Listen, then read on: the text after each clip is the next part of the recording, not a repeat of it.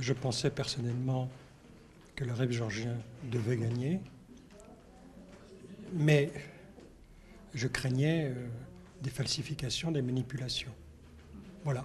Ce point, mais effectivement, c'est tellement plus simple de fonctionner dans un cadre manichéen qu'on finit par ne plus, bien entendu, saisir les problèmes qui sont de toute façon, pour un journaliste étranger, et français en particulier, pas toujours très faciles à saisir.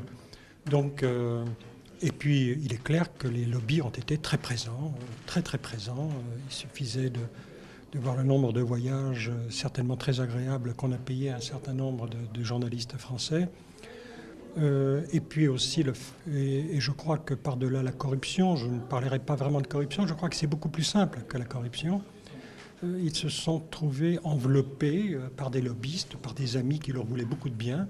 Et je dirais qu'on était dans un système assez proche de l'Union soviétique, de ce point de vue-là, c'est-à-dire on soigne les étrangers, on leur montre la facette riante, plaisante du système, et bien entendu, on oublie le reste. Que l'autre défaite, elle est aussi sur le plan politique et moral, c'est-à-dire à force de proclamer qu'on était démocrate, à force de proclamer de manière très soviétique d'ailleurs que tout va bien, que les gens n'ont jamais été aussi heureux, la population finit par être